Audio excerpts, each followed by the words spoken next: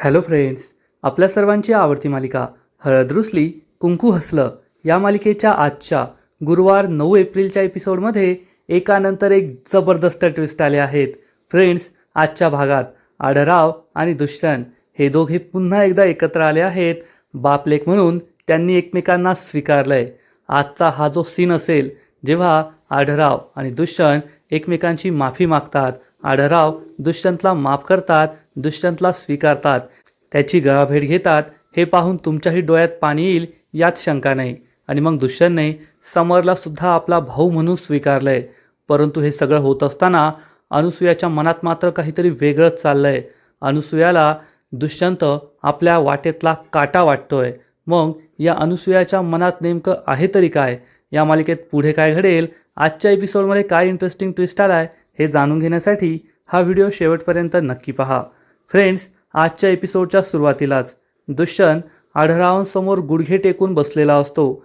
तो आढळरावांसमोर हात जोडतो आणि म्हणतो, बाबा, तुम्ही मला जी शिक्षा द्याल ती शिक्षा मी भोगायला तयार आहे. आढळराव दुष्यंतकडे आश्चर्याने पाहतात आणि विचारतात, काय बोललास तू आता? दुष्यंत म्हणतो, बाबा, तुम्ही मला जी शिक्षा द्यायला तयार आहात मी ती भोगेल. हे ऐकून आढळराव खूप इमोशनल होतात. कृष्णाच्या डोळ्यातसुद्धा पाणी येतं.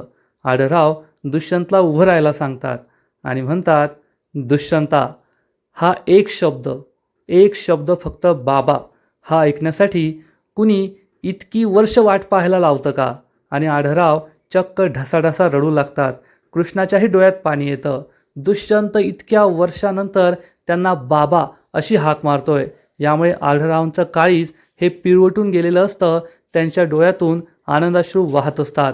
आढळराव दुष्यंतला म्हणतात, अरे दुष्यंता, इतकी वर्ष मी वाट पाहत होतो की माझा दुष्यंत मला बाबा म्हणेल, माझ्या जवळ येईल, मला प्रेमाने मिठी मारेल.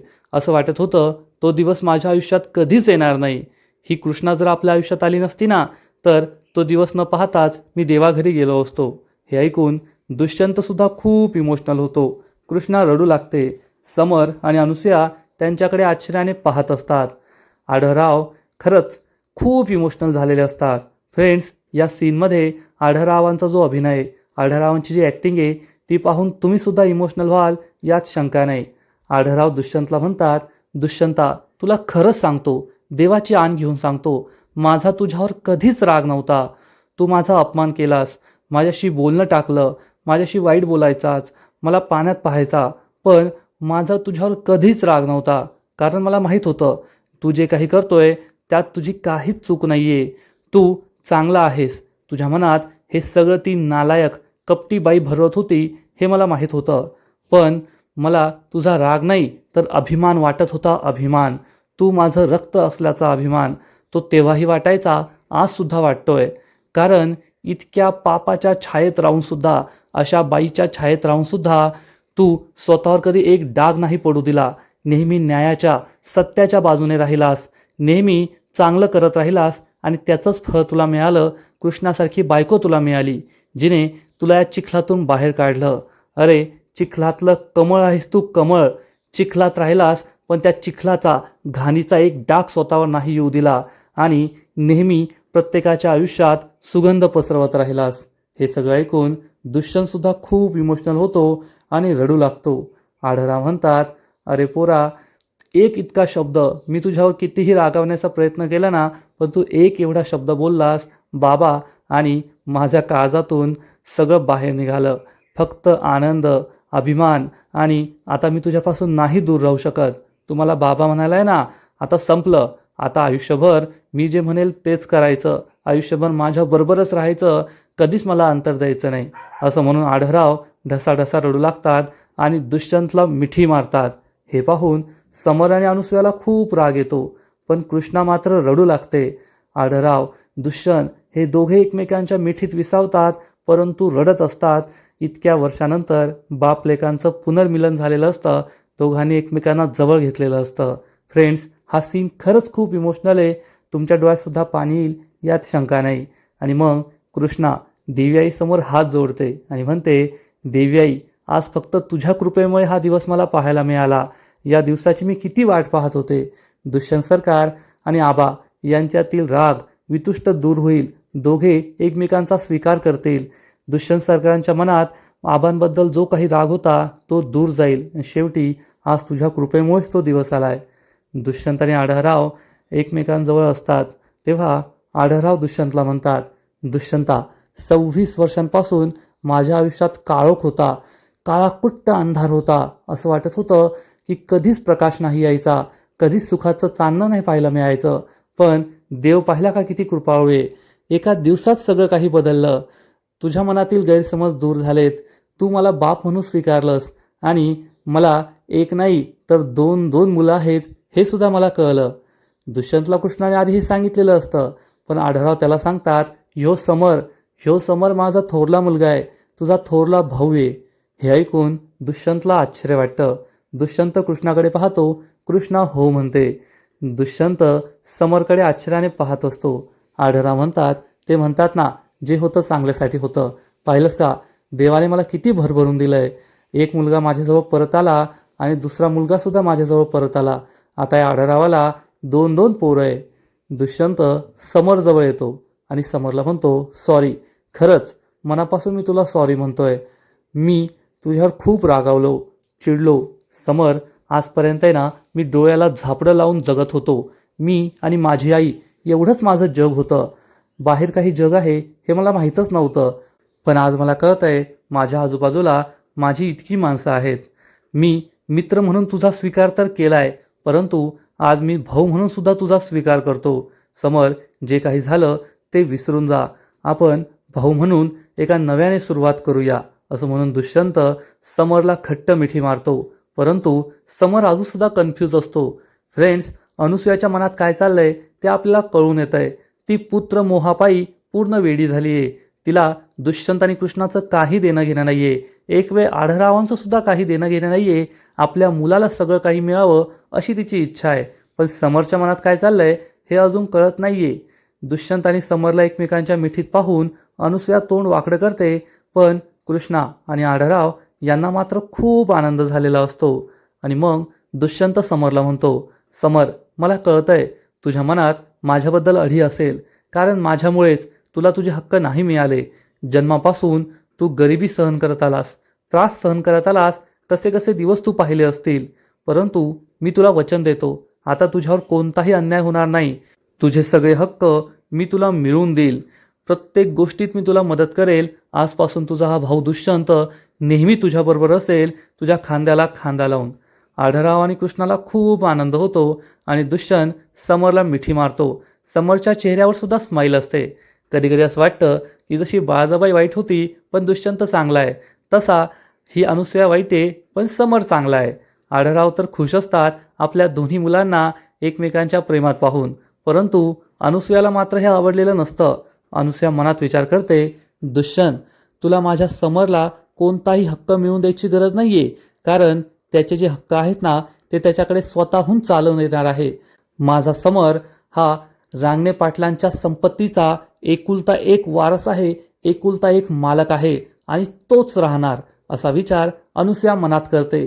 आणि तिच्या चेहऱ्यावरचे जे हावभाव असतात यावरून असंच कळून येतं, ही बाई काही साधीसुधी नाहीये, बाळाबाईचीच बहीण आहे आणि पुढे हीच मालिकेची मुख्य व्हिलन बनणार आहे.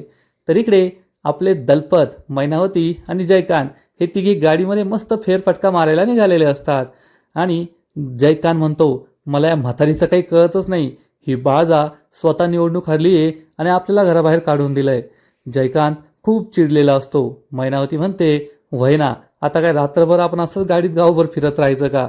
दलपत म्हणतो, जाऊ द्या जयकांत शेठ, बाई बिथरली आहे, तुम्ही नका टेन्शन घेऊ. आणि तेवढ्यात जयकांतला बाळजाबाईचा कॉल येतो. जयकांत म्हणतो, आता ही बाळजा कशाला मला कॉल करते. तर दलपत म्हणतो, अहो जयकांत शेठ, फोन उचला लवकर, बाई खूप टेन्शनमध्ये, उगाच झटका बिटका आला असेल तर आपल्यालाच तिला न्यावं लागेल हॉस्पिटलमध्ये, उचला लवकर. जयकांत फोन उचलतो तर बाळजाबाई चिडून म्हणते, जयकांत, गावात ज्या ज्या लोकांनी मला मत नाही दिलं त्या लोकांच्या दारावर जायचं, त्यांना चापटाचे फटके द्यायचे, त्यांचं घरदार जाळून टाकायचं. त्यांना सुद्धा कळलं पाहिजे या बाळजाला मत न देण्याचा परिणाम काय होतो. जयकांत म्हणतो, होय काकी साहेब, मी तुम्हाला लगेच कळवतो.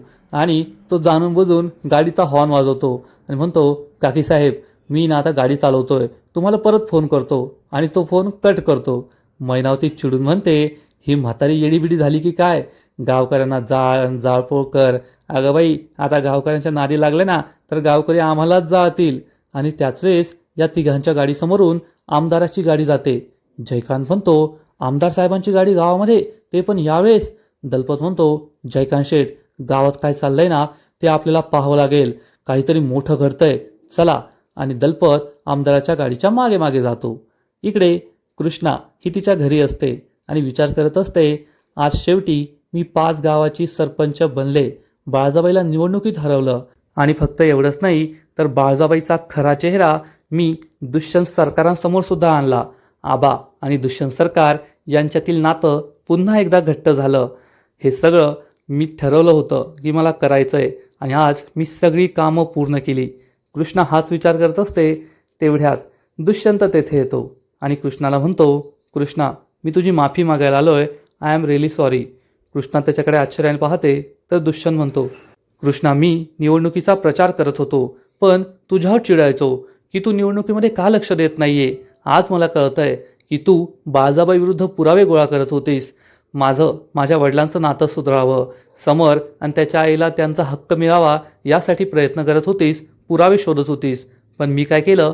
मी तुझ्यावर फक्त चिडचिड केली, तुझा रागराग केला. मला सगळं कळतंय, मला माफ कर. आणि मी तुझा खरंच खूप मोठा गुन्हेगार आहे. मी तुला त्या बाईच्या पाया पडताना पाहिलं आणि तुझ्यावर खूप चिडलो. खरं तर हा राग तुझ्यावरचा नव्हता, माझा तो राग माझ्या वडिलांवरचा होता. पण मी तुझ्यावरच खूप चिडचिड केली. कृष्णा, मला खरंच माफ कर, मी चुकलोय. तुला सांगू का, मी तुला याआधी म्हणालो होतो की आजपर्यंत मी फक्त माझ्या आईलाच माझं मानलं होतं. वडील तर नाहीये असं मी म्हणायचो. पण जेव्हा माझ्या आईचं सत्य मला कळालं, मी माझ्या आईपासून दूर गेलो ना, तेव्हा मला असं वाटत होतं की मी अनाथ झालोय. आई वडील मला कुणीच नाहीये. पण आज तुझ्यामुळे, फक्त तुझ्यामुळे मला माझे वडील पुन्हा मिळाले. त्यांच्यातील आणि माझं नातं सुधारलं. माझ्या आईने माझ्यासमोर खोटं चित्र उभं केलं होतं. माझे वडील किती वाईट आहेत, तिला किती त्रास द्यायचे, तिचा छळ करायचे. या सगळ्या घटना माझ्या आईने मला सांगितल्या होत्या. पण आज मला कळतंय की ते सगळं खोटं होतं. असं काहीच घडलं नव्हतं. तुझ्यामुळेच आज मला माझे वडील परत मिळाले. माझ्या डोक्यावर बापाचं छत्र आलं आणि आयुष्यात बापाचं छत्र डोक्यावर असणं खूप महत्त्वाचं आहे. कृष्णा, हे सगळं तुझ्यामुळे घडलंय. जाऊ दे, मी सुद्धा काय बोलत बसलोय, उगाच माझी दुःखी कहाणी तुला सांगत बसलोय. आज तू गावची सरपंच झालीये, आपण सेलिब्रेट करायचं का? मस्त पार्टी करूया, चल. तर कृष्णा म्हणते, अहो, मला तुम्हाला एक सांगायचंय. दुष्यंत विचारतो, काय? तर कृष्णा म्हणते, मी गावची सरपंच तर बनलीये, परंतु मला असं वाटतं की या सत्तेची बाराखडी तुम्हालाच मला शिकवावी लागणार आहे. किंवा मग आपण असं करूया, मी सरपंच बनलीये, नावाला मी सरपंच राहील, पण मी घरचं सगळं पाहील, घर सांभाळेल आणि तुम्ही गावचा कारभार पहा. तसंही तुम्हाला हे सगळं जमतं. तुम्ही शिकलेले सवरलेले आहात. गावाच्या समस्या दुःख तुम्हाला कळतात. आता तुम्हाला गावाबद्दल प्रेमसुद्धा वाटतंय. मग गावचा कारभार तुम्हीच पहा.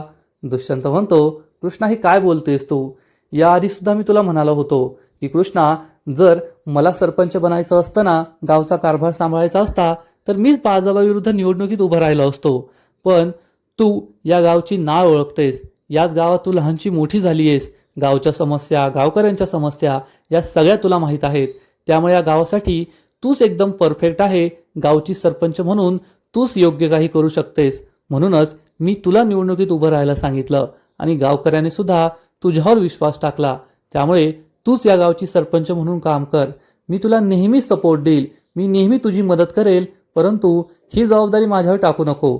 मी नेहमी तुझ्या पाठीशी खंबीरपणे उभा राहील, पण सरपंच म्हणून तूच काम पाहायचंय, मी नाही. कृष्णा खूप दुःखी होते आणि म्हणते, दुष्यंत सरकार, मला तुम्हाला एक गोष्ट सांगायची आहे. दुष्यंत विचारतो, काय? मला खूप वाईट वाटतंय. माझ्यामुळे आज तुमचं आणि तुमच्या आईचं नातं तुटलं. दुष्यंत म्हणतो, कृष्णा, तू स्वतःला का दोष देतीये? मला मान्य आहे, तू तिचं सत्य माझ्यासमोर आणलं. परंतु सत्य समोर आणण्यासाठी, अधर्म समोर आणण्यासाठी जर आपण काही केलं तर ते कधीच चुकीचं नसतं. मी तुझी मनस्थिती समजू शकतो की ती सुद्धा शेवटी तुझी सासू होती, माझी सख्खी आई आहे आणि तुला वाईट वाटत असेल की मी एका आई आणि मुलाचं नातं तोडलं. पण त्यापेक्षा आणखीन काही नाती जोडली. हे तर पहा ना, माझं आणि माझ्या वडिलांचं नातं जुळलं. माझ्या वडिलांची पहिली बायको, त्यांचा मुलगा यांची भेट तू पुन्हा घडवून आणलीस. माझं आणि समोरचं नातं जोडलंस. मग त्यात काहीच प्रॉब्लेम नाही आहे. कृष्णा म्हणते, दुष्यंत सरकार, 2 नाती तर मी जोडली, परंतु तुमचं नातं तर मी तोडलं ना, त्यामुळे मला खूप वाईट वाटतंय. दुष्यंत कृष्णाला समजावून सांगतो, कृष्णा, महाभारतात सुद्धा हेच झालं होतं. जेव्हा स्वतःचे नातेवाईक समोर अर्जुनाने पाहिले तेव्हा तो सुद्धा हतबल झाला होता. मी त्यांच्यावर शस्त्र नाही उगारू शकत असं तो कृष्णाला म्हणाला होता. तेव्हा भगवान श्रीकृष्ण यांनी त्याला समजावून सांगितलं होतं की जेव्हा आपले जवळचे नातेवाईक असतील पण ते जर का अधर्मीय असतील, त्यांनी जर अन्याय केला असेल तर तुला त्यांच्या विरुद्ध लढावंच लागेल आणि त्यांना त्यांच्या पापांची शिक्षा द्यावीच लागेल. स्वतःच्या नातेवाईकांचा विचार करून जर आपण अन्याय सहन करत राहिलो, त्यांनी केलेल्या चुकीच्या गोष्टींना थारा देत राहिलो, तर आपण सुद्धा अन्यायच करतोय, आपण सुद्धा पापच करतोय. त्यामुळे समोरचा व्यक्ती आणि त्याचं आणि माझं नातं काय आहे यापेक्षा तो व्यक्ती चुकीचा आहे की बरोबर आहे, तो व्यक्ती पापी आहे की चांगला आहे, या गोष्टीकडे लक्ष द्यायला हवं. आणि तू जे काही केलंस ते अगदी योग्य केलंस, यामध्ये तुझी काहीच चूक नाहीये. कृष्णाला सुद्धा ही गोष्ट पटते. दुष्यंत हा कृष्णाला म्हणतो, जाऊ दे कृष्णा, आता या सगळ्या गोष्टीचा विचार करू नको.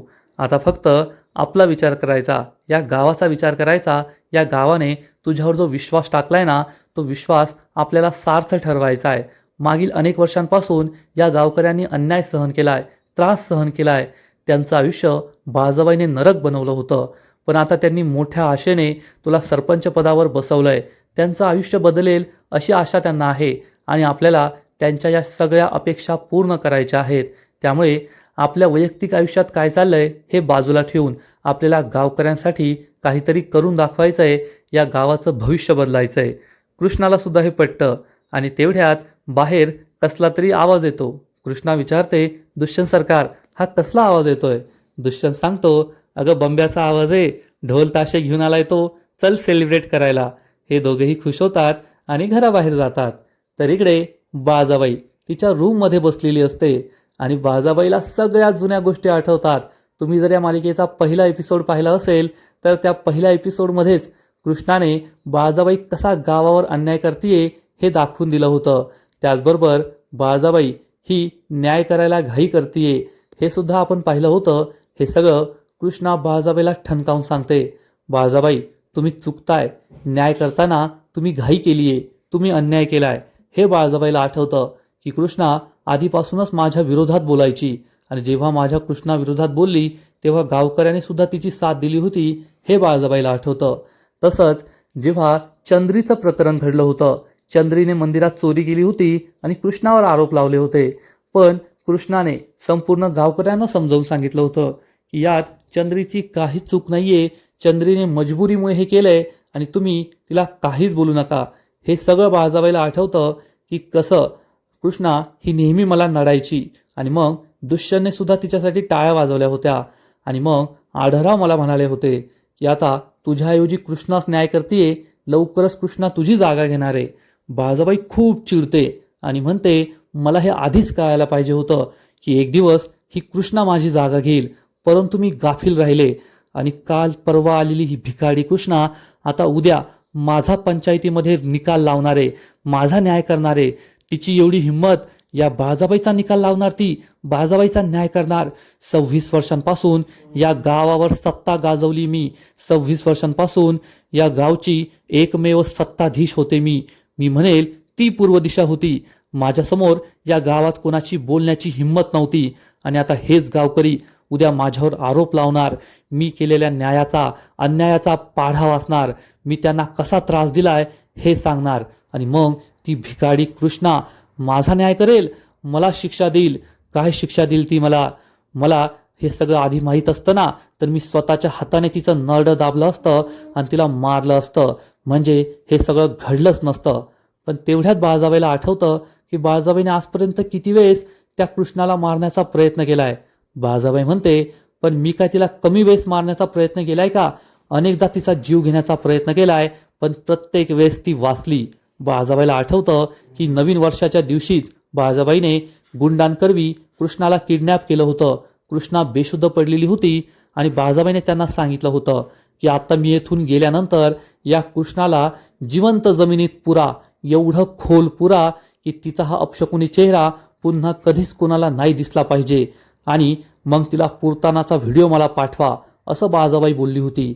बाळाजाबाई चिडून म्हणते, त्या कृष्णेला जमिनीत पुरलं, त्या कृष्णेवर जीव घेणा हल्ला केला, त्या कृष्णाविरुद्ध किती कट कारस्थान केले, तिला गावात बदनाम केलं, तिला कुठे तोंड दाखवायला जागा नाही सोडली, तरी सुद्धा ही कृष्णा माझ्या प्रत्येक कट कारस्थानातून बाहेर आली. तिला मी काहीच करू शकले नाही. असं कोणतं नशीब लिहून आली आहे देवालाच माहीत की ही कृष्णा कधीच माझ्या कोणत्या जाळ्यात नाही अडकली. हे सगळं आठवून बाळाजाबाई खूप चिडते. आता त्या कृष्णाचं मी काहीच वाकडं करू शकत नाही. आता ती माझा न्याय करणार, मला कायमचं संपवणार. हा सगळा विचार करून बाळाजाबाईला खूप राग आलेला असतो आणि आजचा एपिसोड येथेच संपतो.